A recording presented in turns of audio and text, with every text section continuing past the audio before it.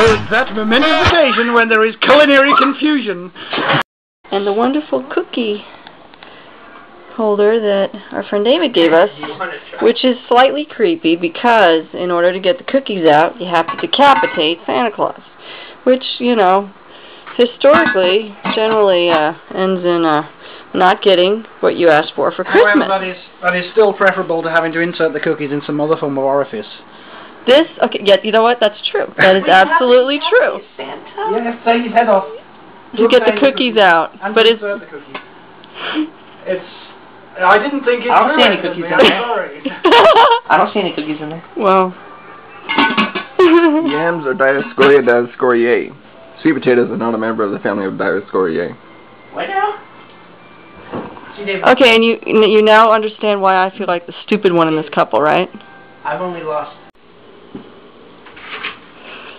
Here's our finished meal. I guess it won't be officially finished till we've eaten it, but see, I can actually cook a bird. Okay, Robert, I'm scared. He's my paparazzi guard. He prevents unauthorized photographs being taken. Oh, really? Yes. He said, "Why can't you animals leave me alone? Don't I get a moment's privacy?" Sorry, that's what you get for being a rock star. I wouldn't know anything about it.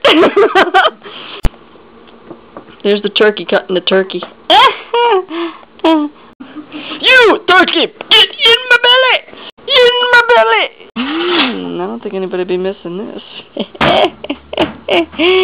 Oh, hello. Hello. You do not see me walking off with this pie. Are we understanding one another? Absolutely. Okay. I was excited he gets to use his knifey grabby looking at that. That is a darn handy implement.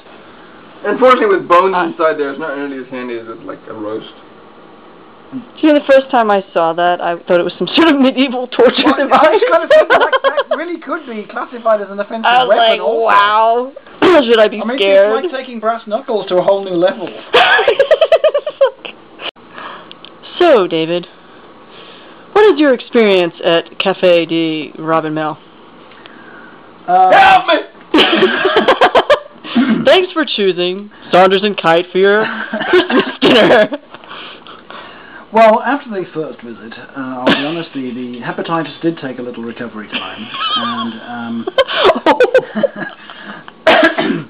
but when I read the reviews that almost every visitor suffers from some major form of gastric ulcer, then I realized that was actually part of the attraction of this wonderful establishment, and that people were actually queuing up to get this particular strain. It's not often one can get pancreatitis from a food. But you know, you can't say things like that. No one will come over anymore. I was also not aware that simply parking on someone's driveway could give you diabetes.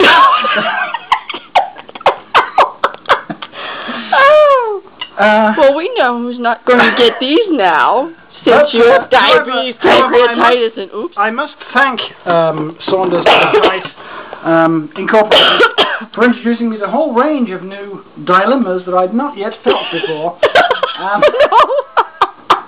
I should have stopped filming about 20 minutes ago. Yeah, they are the kind of people that make you want to foster kamikaze units. And also to practice self-trepanning using any sharp implement that one comes across. And on the whole, I can recommend them, both as friends and domestic partnerships and attorneys. Yeah, the birds just exploded. What? They did include the giblets. They did? I was sitting there and I couldn't find them. You have, in fact, cooked the giblets within the turkey. Oh, gosh!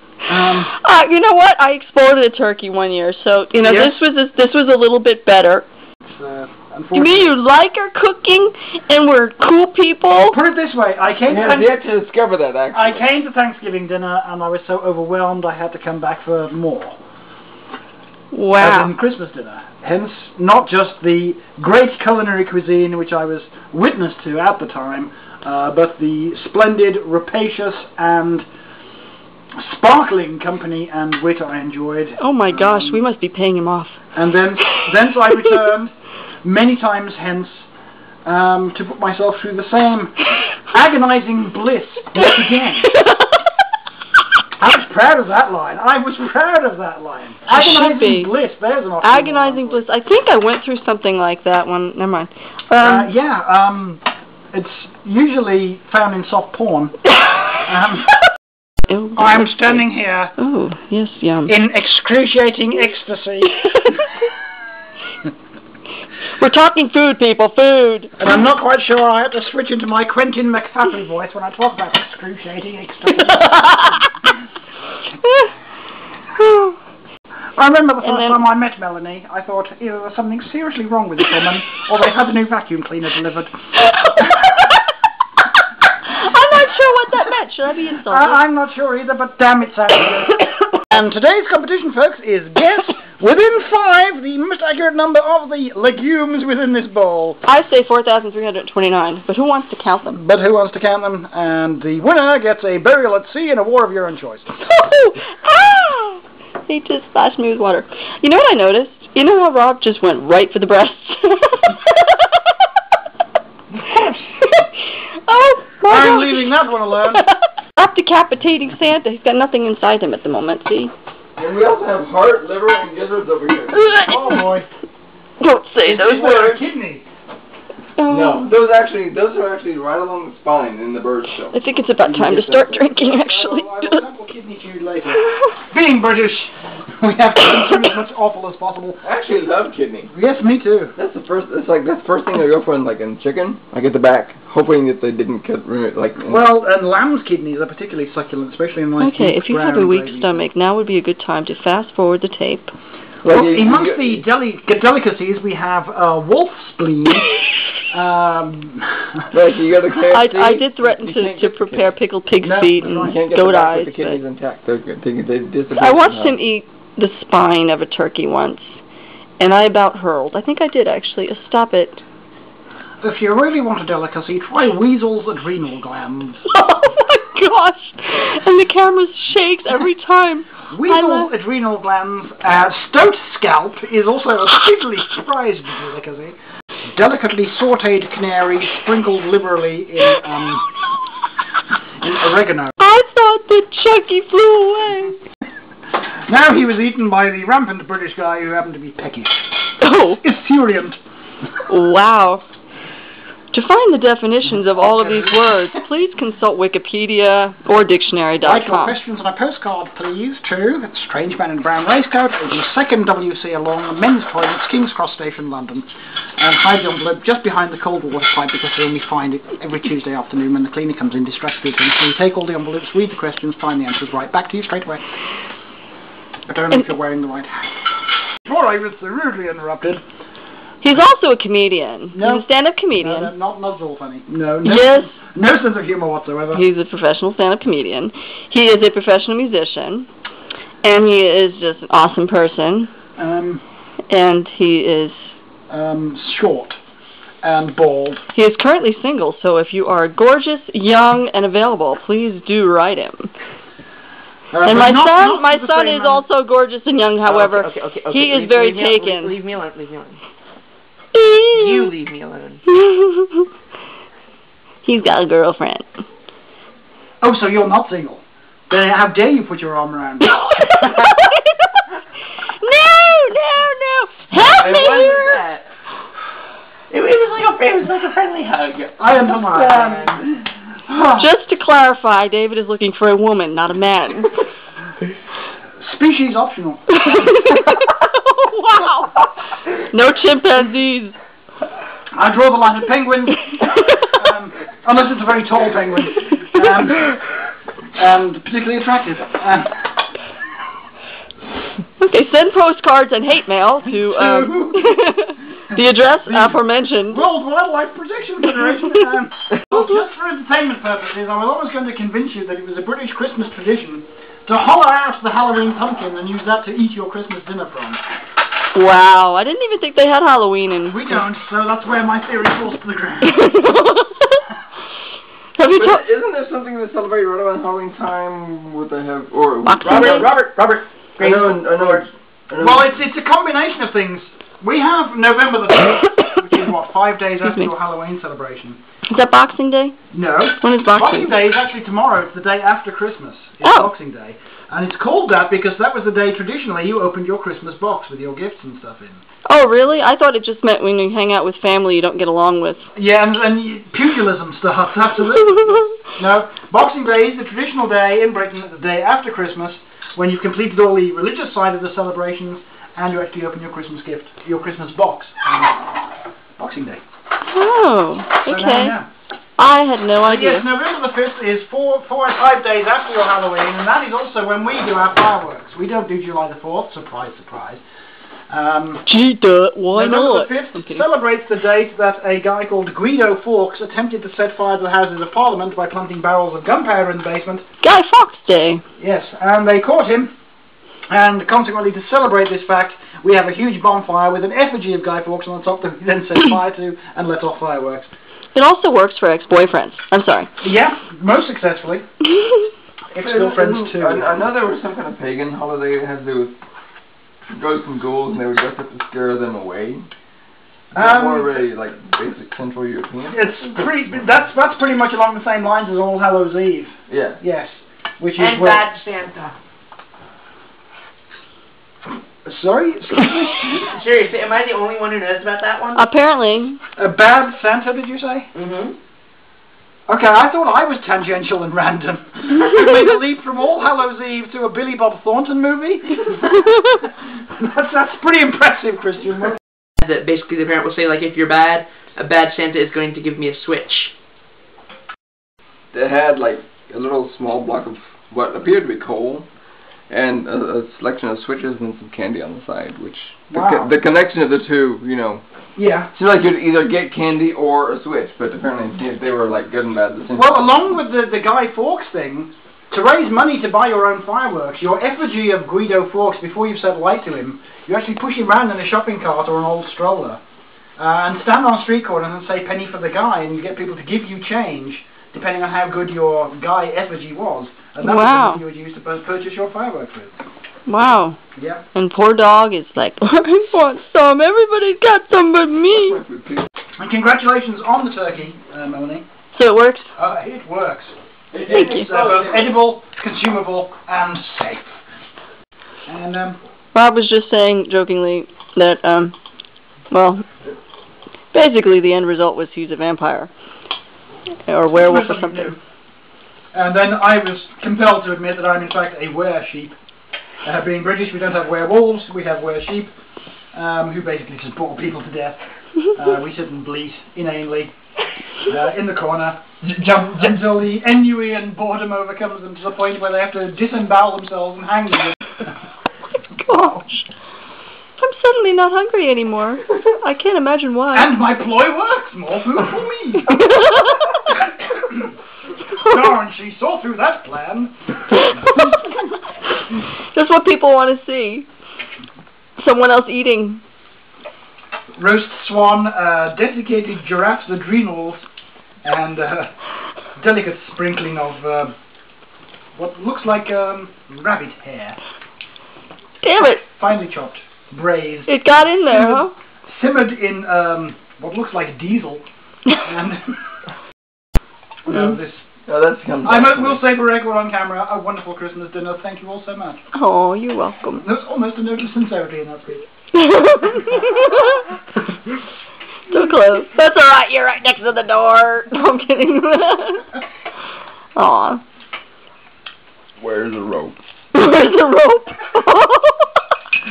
It's time for a lynching. He does that British pirate so well. It's genetic. I don't know what it is about this place that just allows my creative juices to completely implode. It's her. Yeah, okay, yeah, it's Melanie. Yeah. It's all her. Here's the pre-cookie story. Pre-cookie Christmas story. Okay, on a moonlit night here. Okay. As the shepherd was tending his sheep, an angel appeared to them, and there was heavenly music, and said be not afraid, blah, blah, blah. That's the traditional version of the Christmas story. Now, somehow we've got from that to a reindeer and Santa bringing toys to everybody, which is better than the alternative, which was a large elephant called Quentin leaving marmalade in the bathroom. So, then it gave a problem as how does the Santa and his sleigh get transported? There were several options at the time. One, it was pulled by two gay horses called Bill and Phil, which was fine, but he needed to fly. So he employed a bat and an owl and a chick. Didn't get very far off the ground, but of course he had to cross water also, which meant he employed the whale, a sailboat and a fish, which was great for some of the transatlantic crossings. That, however, brings us to the Industrial Revolution, when he used a train, much better. However, for most of the land crossings, he used a combination of a cow, a dog, a frog, a rabbit, a pig, a cat, and a butterfly, and there was much rejoicing. Hooray.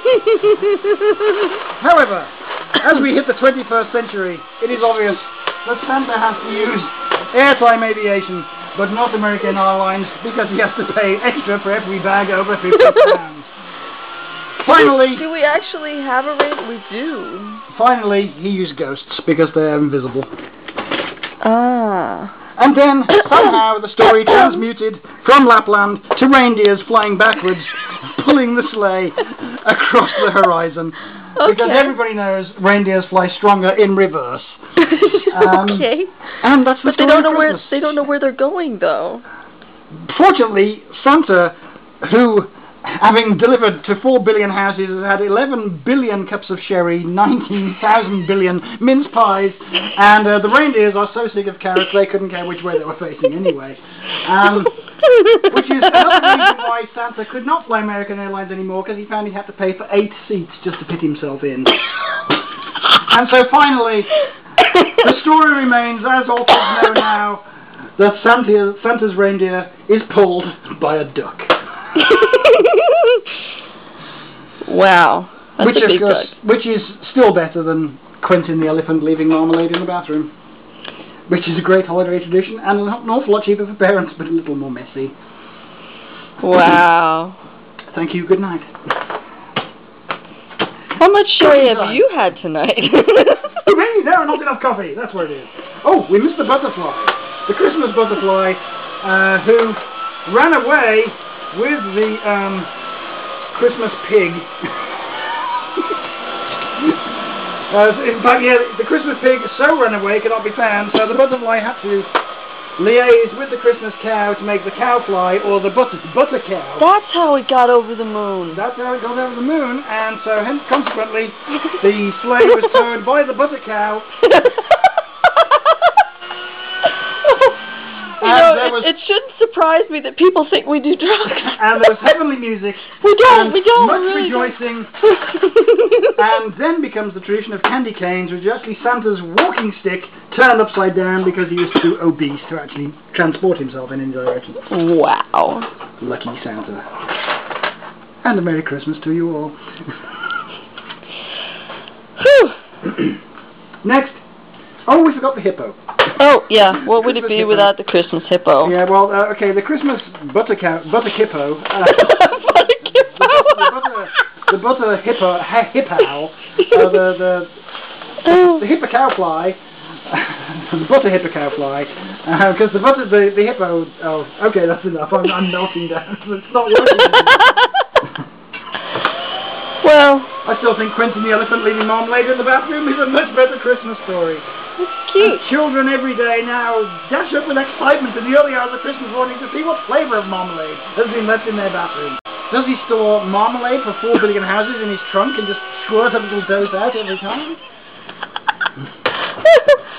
But of course, the Christmas story varies from country to country. For instance, in Guatemala, Quentin the elephant is in fact Norbert the toad. Norbert the toad, who instead of filling the bathroom with marmalade, actually leaves small Lego pieces in a piece of carpet for barefooted parents to tread on at odd hours of the morning. Oh my gosh. But my favourite is the Christmas bat. For Gothics out there, yes. Yes, for all the Gothics out there, Santa's sleigh is transported by a musical bat that sings hits from the 70s. Some kind of rocket-powered broomstick could initially at least get Santa and his sleigh off the ground to such a velocity and airspeed that the bat can take over while singing hits from the 70s. Or we have ghosts. The angels who are singing. And the angels who are singing. They have wings, and they are, in fact, very good. And that's what angels pulling Santa's sleigh with a ghost and a bat is probably better than the butter cow pig. And your hour of story time has been brought to you by me. And Bailey's Join us Irish next week, Cream. children, for Chapter 2, where we discuss the Easter egg legend. I love you crazy people. See you next week, children. This is in fact a very rare cookie cutter. It is a mould, in fact, of the spire of Ely Cathedral. Of a penis? No, the spire of Ely Cathedral. It was originally built on an igloo. Igloo of a penis? No. Oh, okay. Ely Cathedral, being somewhat phallic, admittedly, yes, but most of them are, is attached to an igloo, which itself was, in fact, mated to the bottom half of Santa's sleigh. Like a penis? Possibly, if you involve the word mating. And so we have Santa's sleigh transported Ely Cathedral to all the boys and girls. Originally, in the early 11th century, every child received a tower from Ely Cathedral in their Christmas stocking. Wow. Yeah. How did it, I just want to know how it passed inspection. Like, how did they not, like, just, okay, maybe I just have a dirty mind, but, like, everybody giggled. Everybody in this room giggled when I took this out. No, I think it's better that way. Because it's, in fact, that way, it's actually the Christmas hammer. Just the man with the bow. Yes, for bashing in the skulls of Christmas kittens. And we have his heart with the truffle in the middle. And that truffle's going to end up not looking much like that truffle. I know. Yeah. And, you know, so we've got, I noticed the Christmas giraffe. Yes. Or the Christmas diplodocus, depending on how. Diplodocus. I don't want to be... Great. Now you got drool on the camera lens. Yep.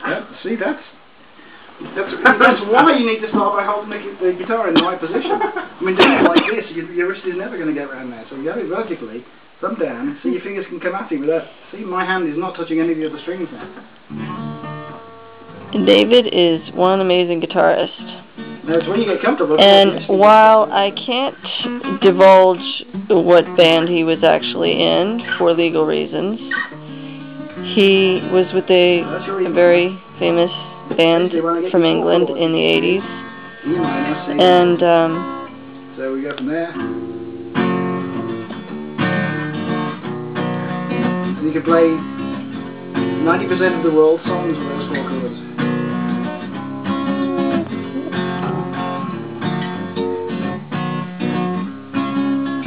But you have the E minor. Just remember that one. But see how my hand is not touching any of the strings. All 6 of those strings ring, and that's what you need to aim at first. And yes, your fingers will hurt. And they're supposed to until you get used to it. 2nd fret on the 2nd and 3rd strings. There you go.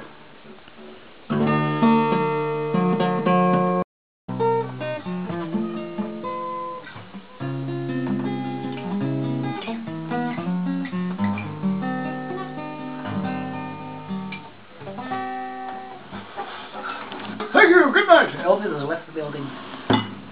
That's great. And she will sell it for a ridiculous sum.